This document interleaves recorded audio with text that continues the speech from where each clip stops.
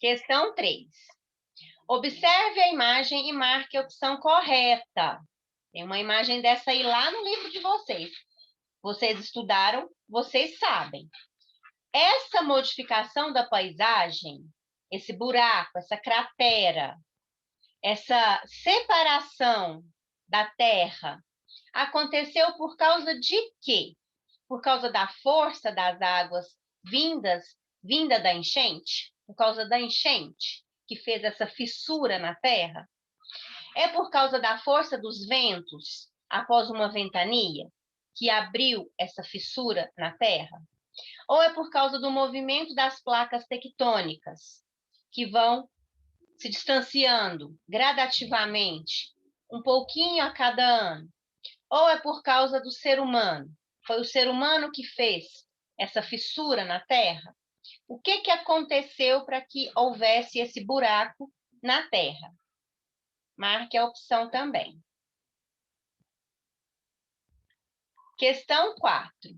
Está falando aqui, gente, da Cordilheira do Himalaia. E está falando que ela pode sofrer alterações em relação ao seu tamanho, certo? Essas alterações acontecem devido à ação da visita aí dos montanhistas? É por causa dos montanhistas que ela vai diminuir de tamanho, por exemplo?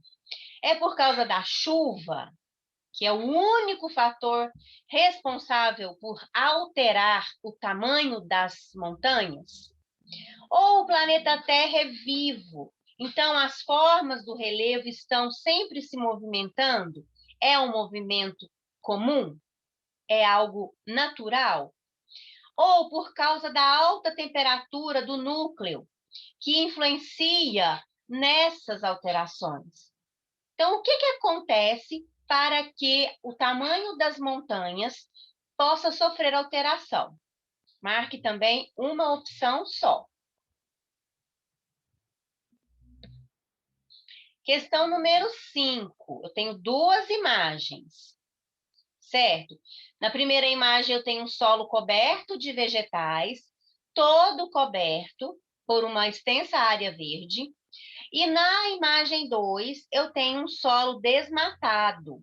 Aí aconteceu algumas coisas aí nesse solo, vocês estão vendo aí no desenho. Bom, isto do solo desmoronar, certo? De acontecer o deslizamento de terra, acontece por quê? Porque a água não entra no solo. Por isso que o solo derrete todo e vai caindo abaixo. É porque as raízes das plantas seguram o solo, por isso que há deslizamento? Ou será que é porque as folhas das plantas protegem o solo? Ou será que os galhos absorvem as águas? Por que que aqui houve deslizamento e aqui não houve deslizamento? O que acontece que protege o solo contra o deslizamento? Então, você vai encontrar a resposta.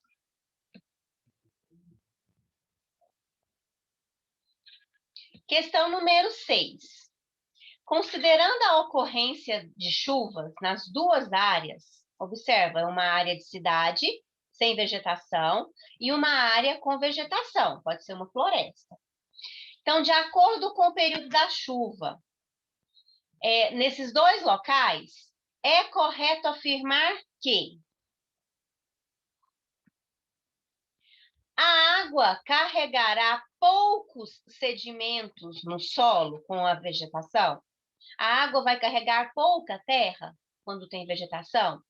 Ou o solo com vegetação não absorve água? A impermeabilização do solo na área sem vegetação evitará alagamentos? Ou a construção de moradias sem planejamento diminuirá a ocorrência de erosão? Então, veja, a avaliação de geografia é uma avaliação bem detalhada, gente, numa linguagem realmente científica, que vocês precisam saber para responder as questões. Qual é a unidade de relevo predominante no Brasil? No Brasil. Olha o mapa todo, por um inteiro. Qual é a cor que representa o relevo por todo o país? Então, você olhe e marque a opção certa. É a planície?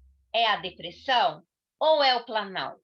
De acordo com a cor com maior quantidade no país.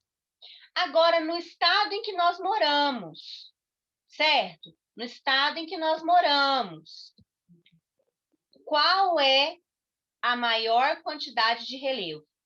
Que tipo de relevo pertence ao estado que nós moramos? Você estudou, você reconhece o mapa, então você sabe também qual é a resposta. Essa você vai escrever, tá? E número 8, tem aqui uma imagem com 1, 2 e 3. Cada número está representando o nome de um relevo. Ou é depressão, ou é planície, ou é planalto. Então, de acordo com o desenho, de acordo com os números, eu preciso saber qual é o nome correto de cada relevo, tá? Então, você olha a imagem e olha o número da imagem. Precisa estar correto, tá? Para você marcar apenas uma. Questão número 10. Você vai ter que marcar a segunda coluna de acordo com a primeira. O que é planalto, o que é planície e o que é depressão. Cada um da segunda coluna está dando o significado dessas expressões. O que é planalto, o que é planície e o que é depressão. De acordo com a ordem que ficar aqui dentro, você vai encontrar a resposta e marcar aqui nas letras, certo? Precisa estar na ordem correta também, viu, pessoal? Para vocês não errarem. Esta foi a explicação, então, da avaliação de geografia de abril, e que vocês vão fazer agora até o horário das 14 horas e 40 minutos, certo?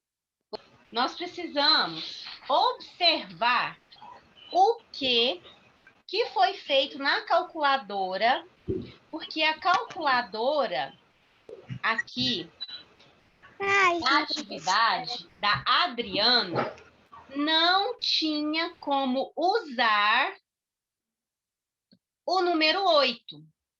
Na calculadora da Adriana, o 8 não era possível usar. Então, ela precisava fazer uma conta. Veja, 48 mais 38. Se não tem jeito de digitar o número 8 na calculadora, ela teve que inventar uma outra forma de fazer essa operação. Então, ela fez adições e subtração.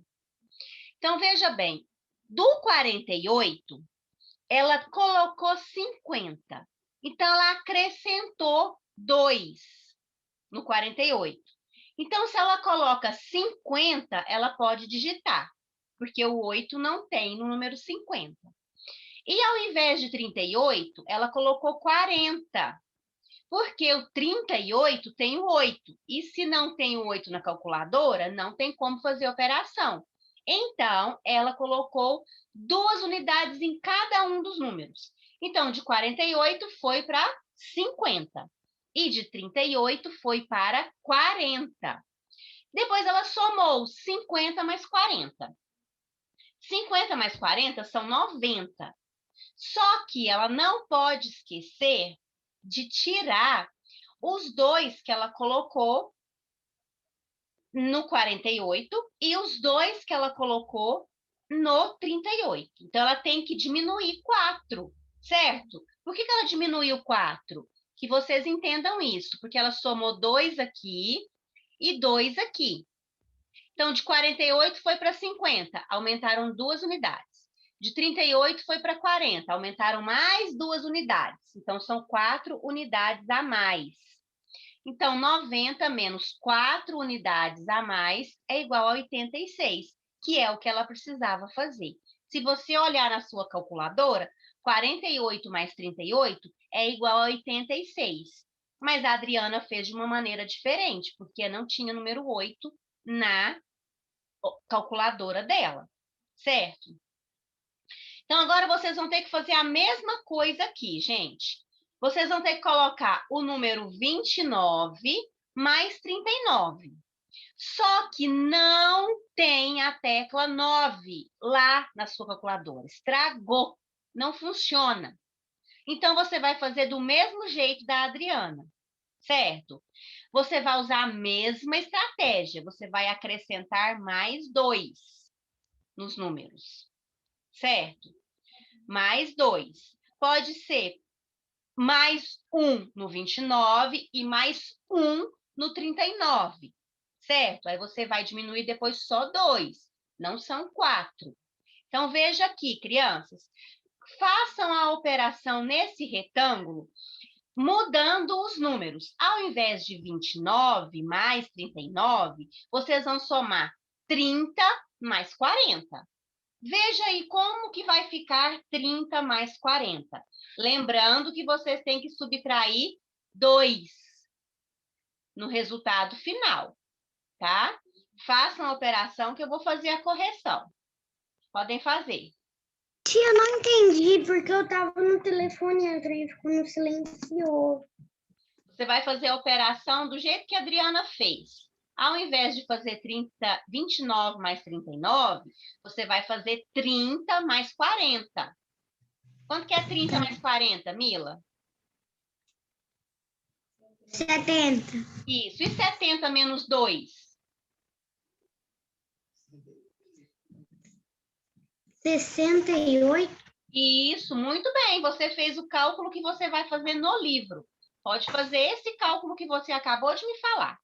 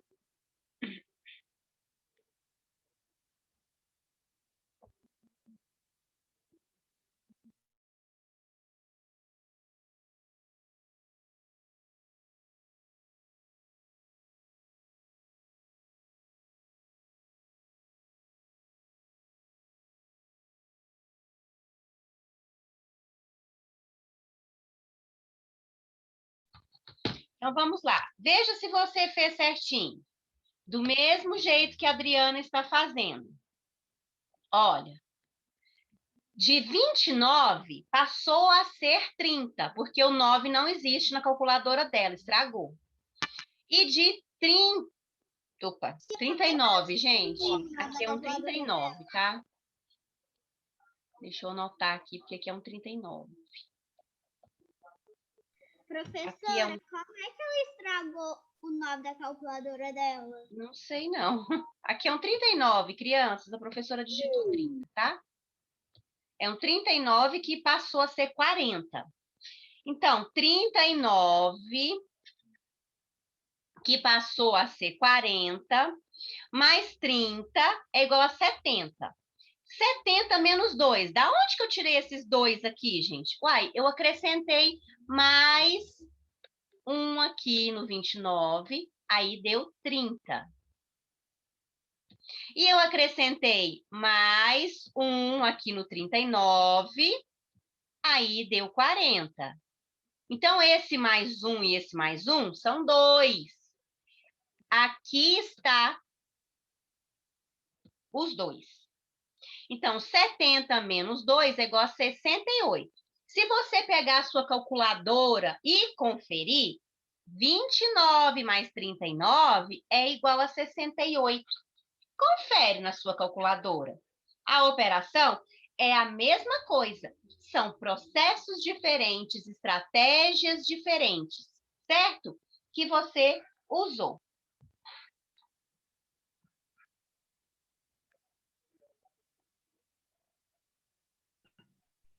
Digitar o quê na calculadora?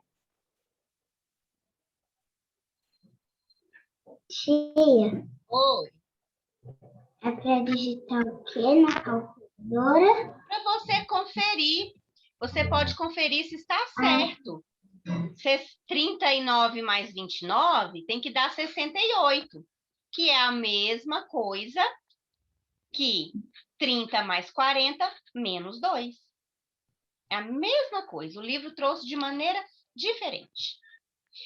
Agora veja essa outra soma aqui, crianças. 46 mais 35 foi feito com auxílio de uma calculadora. Esse capítulo, a gente vai usar a calculadora muito. Vai usar muitas vezes a calculadora usando estratégias diferentes. Então, veja, a soma de 46 mais 35 foi feita com o auxílio, com a ajuda de uma calculadora. Veja como é que aconteceu. 45 mais 35 mais 1. Por que não digitou o 6 no 46 mais 35? Por que colocou 45 e depois mais 1? Esse 5 e esse 1, esse 5 aqui e esse 1 aqui, gente, é a decomposição de 6. Fez a decomposição de 6 em 5 mais 1, só para somar diferente. E pode ser que não estava funcionando o número 6. Eu posso fazer de outra forma para representar o 6? Que outras formas eu tenho para representar o 6, a não ser 5 mais 1? Vamos pensar? 4 mais 2. Isso! Ou 2 mais 4, certo? Mudando aí de lugares os números. Professora, também tem 2 vezes 3. Não pode ser multiplicar, não. 2. Tá, dá o resultado 6 na multiplicação, mas aqui nós precisamos fazer do 45, 46, virar um número mais outro. Por isso que não pode pôr a multiplicação, certo? 46 virou 45 mais 1.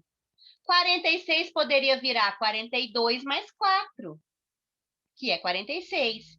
46 poderia virar 43 mais 3, que também dá 46.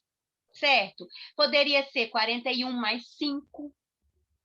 As várias formas de dar o número 46 com decomposição só da unidade. Então, que número não funcionava aqui para ela ter que fazer esse trabalhão todo? Mudar o 6 por 5 mais 1. Isso, crianças. O número 6 não estava funcionando. Muito bem, o número 6 não estava funcionando. Por isso, ela teve que fazer isso. Parabéns, a tecla 6 não funcionava. Então, ela fez decomposição de 6 igual 5 mais 1. Parabéns.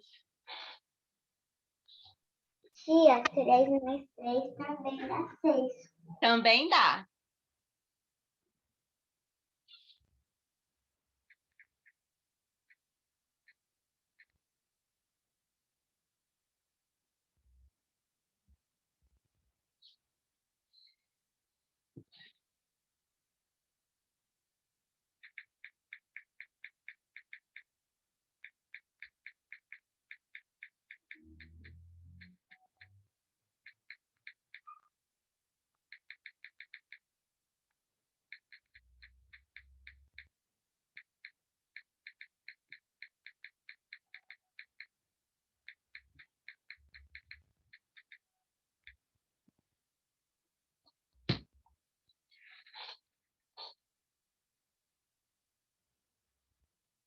Então, vamos tirar uma foto aqui.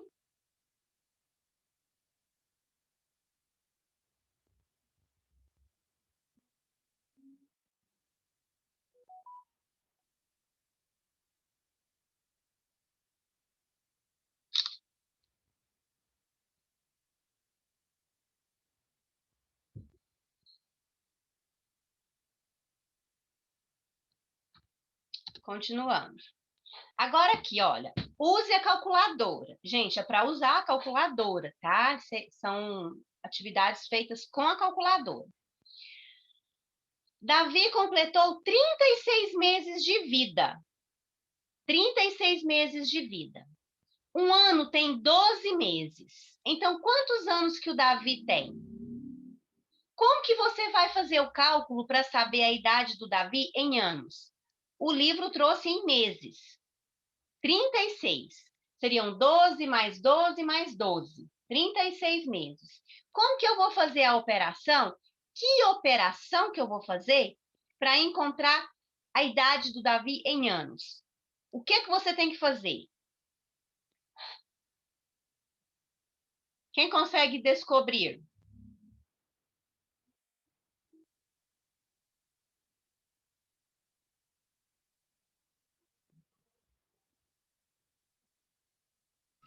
Tia, eu sei. Como? Ele tem 3 anos. É só fazer, pegar os 10 do 12, mais 10 do 12, mais 10 do 12. Aí já vai ter 30. Depois vai juntar os outros 2 mais 2 mais 2. Isso, você fez com decomposição. Ok, certinho. Pode escrever a sua operação aí, Sofia, ficou certo. Tem outra alternativa, gente? Tem outras maneiras de descobrir? Tia, ele tem quantos anos mesmo? Ele tem 36 meses, mas eu quero saber em anos. Como que eu faço a operação para descobrir quantos anos o Davi tem?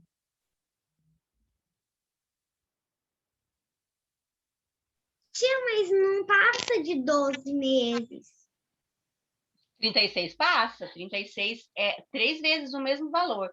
12, 12, 12. 3 vezes o 12. Quantos anos o Davi tem, então? Se cada ano tem 12. 12, 12, 12. Quantos anos ele tem?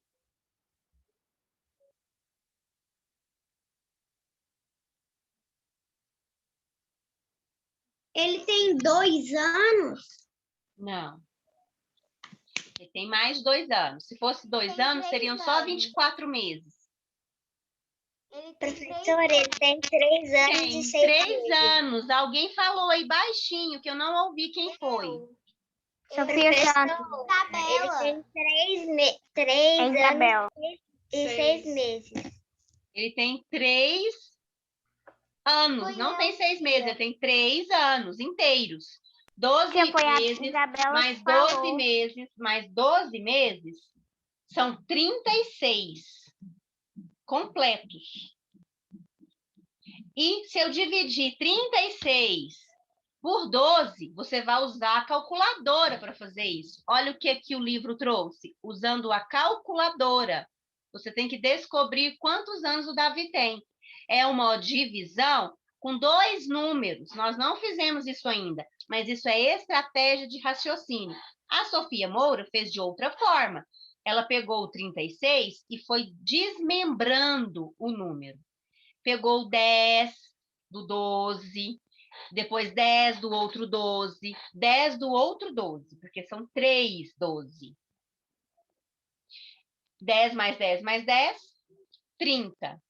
Os 2 de cada ano que sobrou 2 meses aqui, 2 aqui, 2 aqui, 6. Então, são 36 meses dividido em 12 meses, que é igual a 3 anos. Se você fazer o contrário, 12 vezes 3, dá 36 também. São estratégias diferentes que vocês podem utilizar.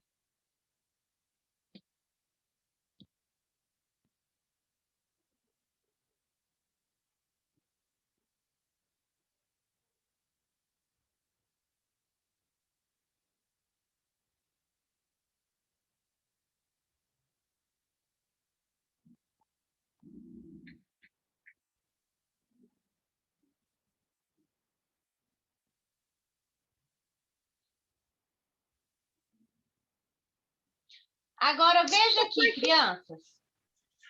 O número 7 e o número 5 não funcionam.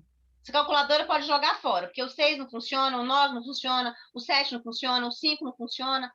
Então, o 7 e o 5 não funcionam. Verdade, pode jogar fora. Pode jogar fora, não presta mais, não. Mas a gente tem que fazer uma operação ainda. Eu preciso resolver uma operação. Ela pode ser de subtração ou ela pode ser de adição. A estratégia é você que vai descobrir. Para você encontrar esse resultado, 7.575. Como que eu vou encontrar esse resultado se esses números aqui não funcionam?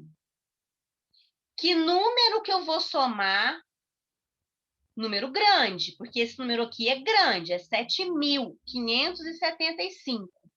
Que números eu vou usar para, no resultado, dar este valor alto? Eu não posso digitar o 7, não posso digitar o 5, mas eu posso digitar outros números. Eu posso fazer multiplicação, eu posso fazer divisão, eu posso fazer adição. O que você vai fazer para você encontrar esse número aí no visor da calculadora?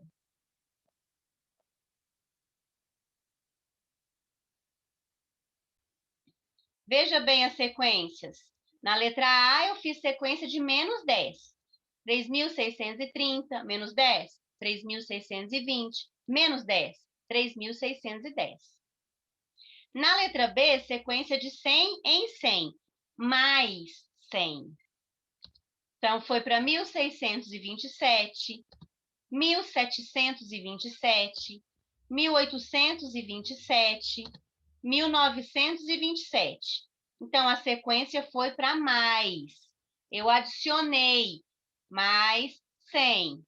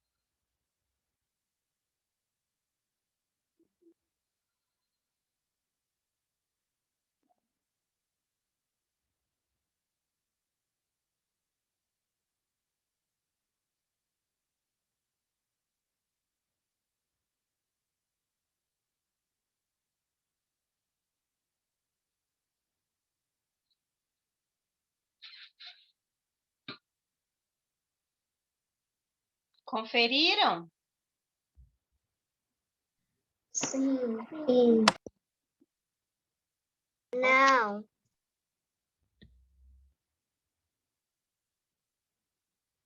Não. Na atividade seguinte, vocês vão compor os números. Como que você vai fazer isso? Olha aqui a calculadora de novo, usando a calculadora. Quanto é 6 unidades de milhar? Qual é o resultado de 6 unidades de milhar? 6 unidades de milhar.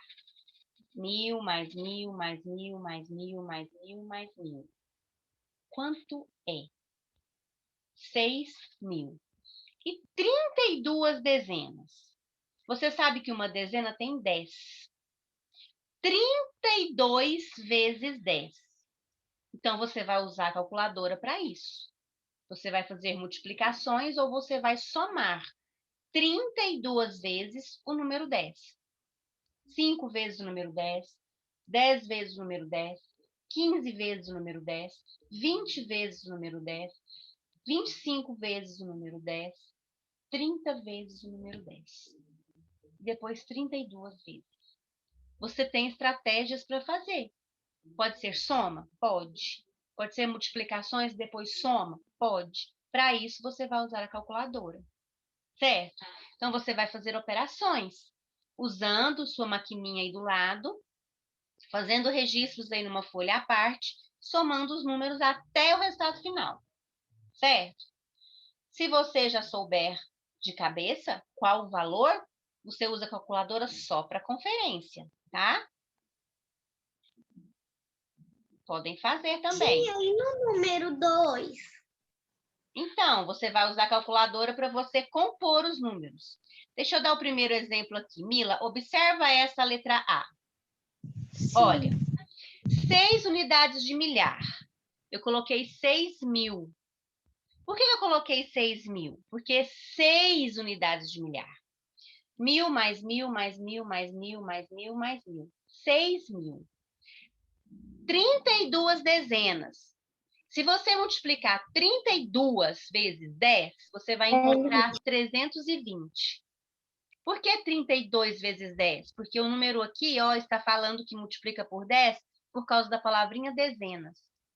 Ou você pode somar o 10 32 vezes.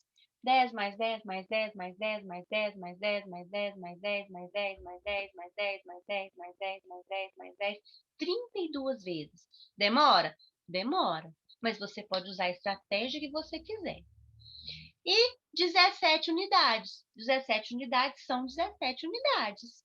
Você vai somar tudo na calculadora. 6.000 mais 320 mais 17. O resultado? 6.337. Então, você vai fazer isso na letra B e na letra C, olhando aqui os números que você tem que compor. Pode fazer. 2 unidades de milhar é igual a 2.000 unidades. Uma unidade de milhar tem 1.000, 2 unidades de milhar tem 2.000 unidades. 46 dezenas. Eu preciso somar 46 vezes o número 10 ou multiplicar 46 vezes 10, que é a mesma coisa. Dá 460 unidades. E 35 unidades normais. Soma 2.000 mais 460 mais 35 é igual a 2.495 unidades.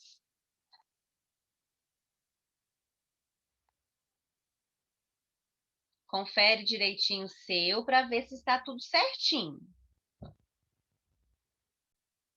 Vamos lá, último exemplo.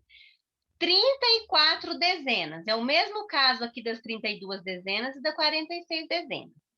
34 dezenas, ou eu faço 34 vezes o número 10, somando o número 10 34 vezes, ou eu multiplico 34 vezes 10. Se eu multiplicar 34 vezes 10 na calculadora, vai dar o número 340.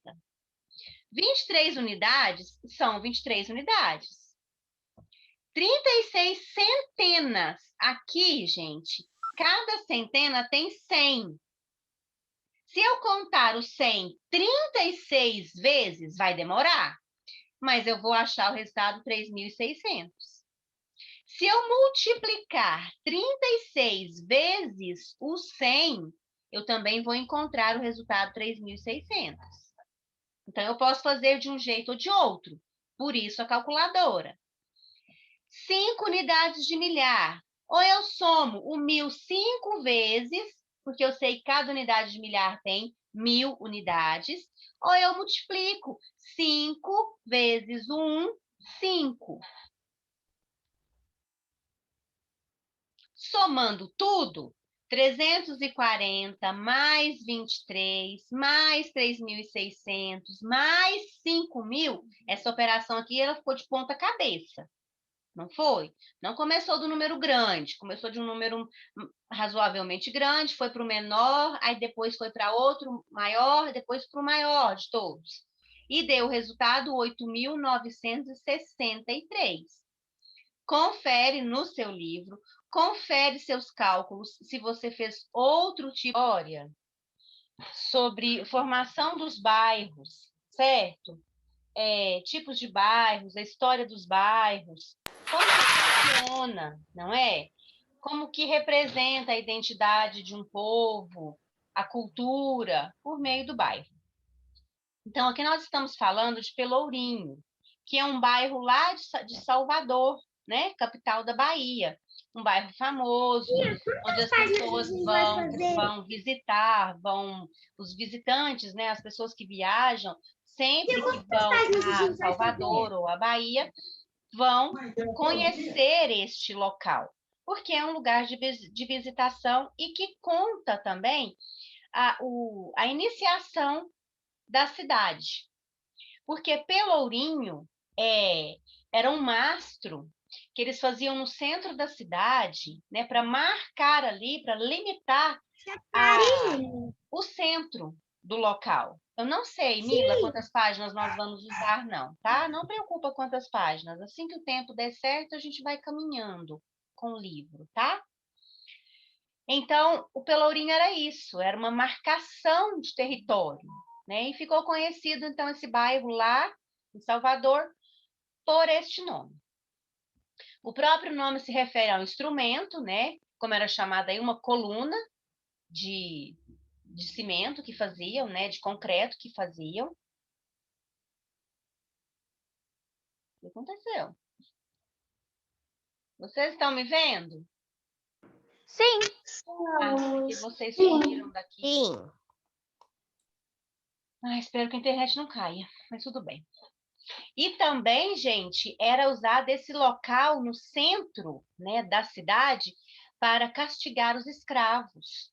Amarravam os escravos aí nessa haste, né, nesse tronco de cimento, nessa construção no meio da praça e batia nos escravos, né, chicoteavam os escravos para mostrar para as pessoas, né, para mostrar para os outros escravos que não poderia sair da regra, né, nessa época que usavam esse tipo de correção, né? Hoje nós não temos mais escravidão, mas nessa época era usado para isso também. E se vocês observarem aqui, ó, bem aqui em cima, tem parecem duas balanças aqui, ó. Se você observar, parecem duas balanças, né? Que era o símbolo aqui que eles usavam para igualdade.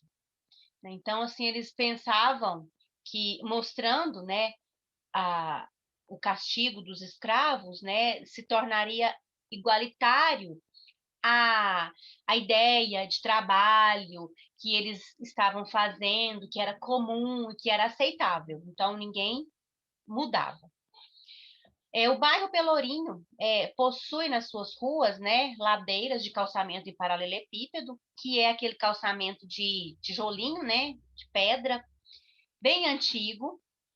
As ruas, na sua maioria, são aqueles prédiozinhos, né, sobradinhos, coloridos, como vocês estão vendo na imagem do livro e do computador. Sempre assim, ó, bem na cara da rua, não tinha portão. Eram sempre na cara da rua, né, os passeios estreitos, né, as ruas mais estreitas, e geralmente nas cores fortes, né? Amarelo, azul, vermelho, verde, como vocês estão vendo aqui. E a partir de 1960, então há muitos anos, Salvador passou a crescer em função do aumento da população e das suas atividades por causa do turismo. As pessoas iam conhecer o local, iam para prestigiar o comércio local. E em 1985, 25 anos depois, né,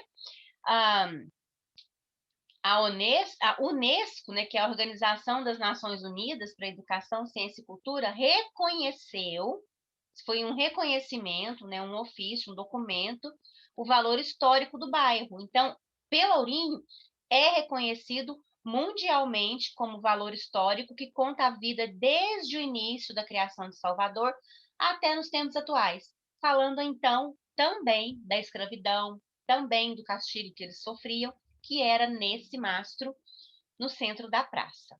Então, assim, as fachadas das construções, elas foram recuperadas, porque se fosse deixar tudo de acordo com outro tempo, né, com tudo que já passou, de anos que já passou, o que acontece? Os sobradinhos, eles iriam, talvez teriam sido demolidos, ou até ficado em ruínas, construções muito antigas.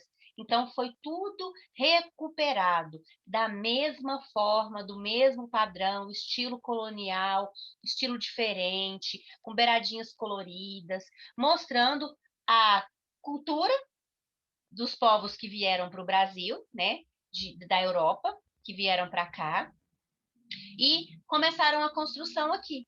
Eles trouxeram esses estilos de construções, né, barroco, bem diferente, esses estilos coloniais lá da Europa, que foram os europeus que vieram para cá, portugueses, certo? Os italianos, espanhóis, então vieram para cá para usar a terra do Brasil, né? E aí toda uma história de colonização, de aculturação, né? Que trouxeram de lá para cá. Então, Pelourinho é um bairro importante, conta a história do surgimento da cidade, conta a história do povo, conta a história do sofrimento dos escravos, é um marco de visitação. Bom, continuando então. Depois da leitura do texto, né, da explicação da professora, descreva as construções que fazem parte dessa paisagem. Como eram as construções? Eram modernas, como nós temos hoje aqui em Patrocínio, os sobradinhos todos muito modernos, paredes de vidro, grandes cortinas, um design todo diferente, iluminação. Vocês viram isso na página anterior? Sobradinhos não eram dessa forma, eles eram de coloridos, né? Fachada colorida, voltados para a rua.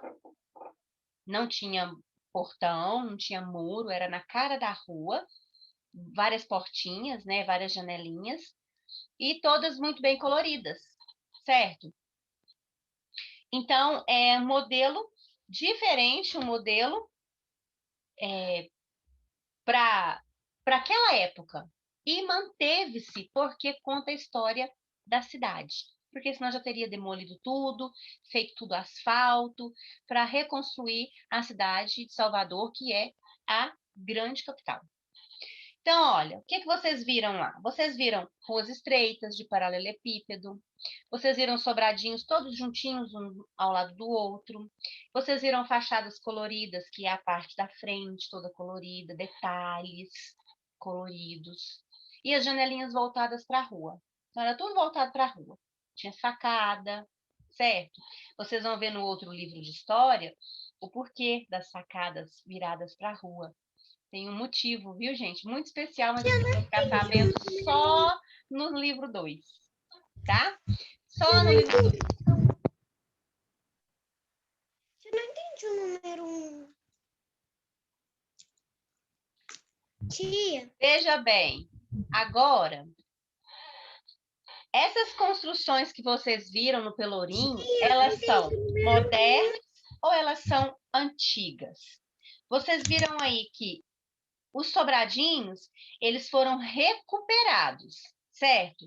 São construções antigas, do período colonial, de quando vieram para cá os colonizadores, aquelas pessoas que vieram para explorar o Brasil, que vieram para conhecer a terra, para conhecer suas riquezas e para fazer tudo que eles fizeram com os índios, com a riqueza do país, certo? Transformando aí, às vezes, o Brasil numa colônia completamente dependente de Portugal.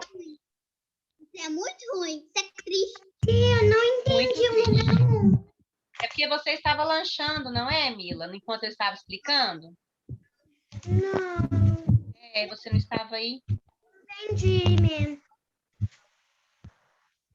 De 2001. Tia, não entendi.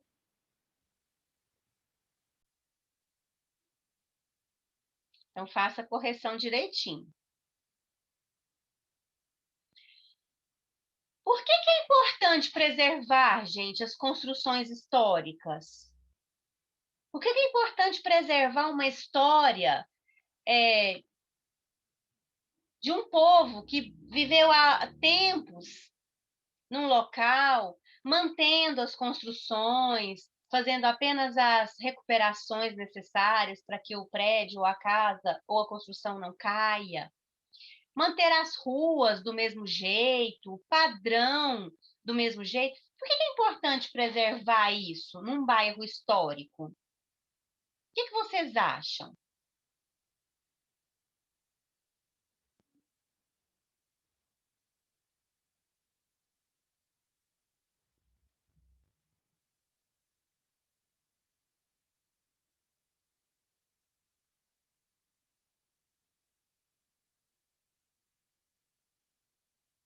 Se a gente demolir tudo e construir tudo novo, tudo moderno, a ideia do passado vai sumir. Vocês concordam comigo? Sim. A ideia, as primeiras ideias, as primeiras pessoas que moravam por lá, que contam história de como era aquele lugar, vai sumir. E ninguém vai conhecer como era antigamente, vai ver só o presente e o futuro. O passado já acabou. Então, quando mantém uma história de um bairro, de uma cidade, de um lugar, é para manter a história que aconteceu lá no passado, para que as futuras gerações saibam dessa história. Oi, Júlia. Na casa onde o meu tio mora, ela é antiga, porque tem alpendre. E você sabia que a bisavó dele já morou lá? Mesmo? Então foi uma casa assim que passou de família, né? De geração em geração. Se eu posso ler meu número 3? Pode.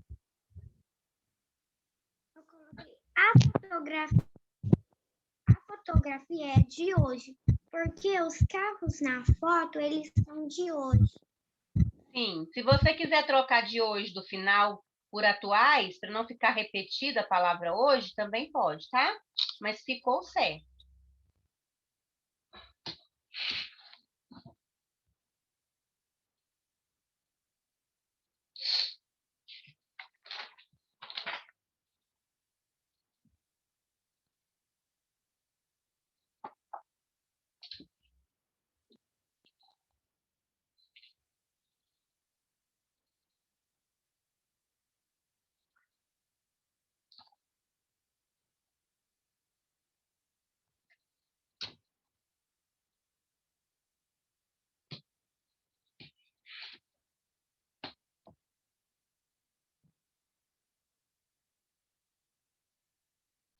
Buritis, hoje, mas um bairro recente de Belo Horizonte, e bairro Funcionários, um bairro que participa da história da formação de Belo Horizonte e que hoje é enorme, certo? Conta muito da cidade.